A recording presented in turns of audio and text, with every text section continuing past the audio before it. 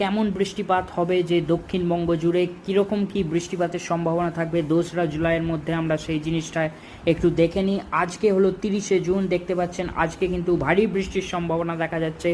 এদিকে পশ্চিম মেদিনীপুর, ঝাড়গ্রাম, হুগলি, বাঁকুড়া, বর্ধমান, এদিকে কলকাতার কাছাকাছিও বৃষ্টিপাত, নদিয়ার দিকে, দুর্গাপুর, অর্থাৎ অনেক জেলাতেই কিন্তু ভারী থেকে অতি ভারী বৃষ্টির সম্ভাবনা আজ কিন্তু থাকবে।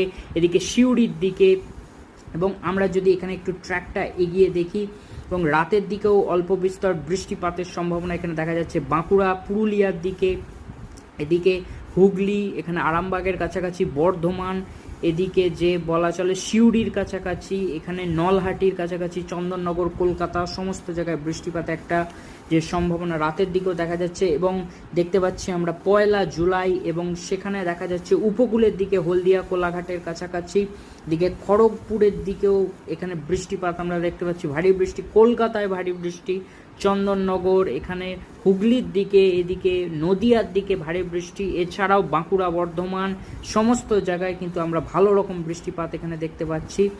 সো দেখতে পাচ্ছেন, অর্থাৎ 1 তারিখও ভালো রকম বৃষ্টিপাত হবে।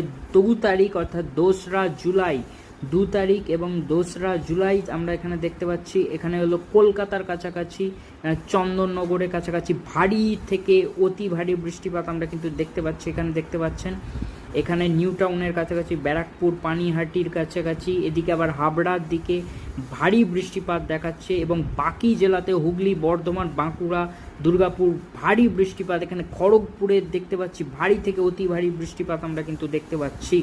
এবং 2 তারিখ গোটাটা আমরা এখানটা দেখিনি, 2 তারিখও কিন্তু ভালো রকম যে বৃষ্টিপাত গোটা দক্ষিণবঙ্গ জুড়ে চলে।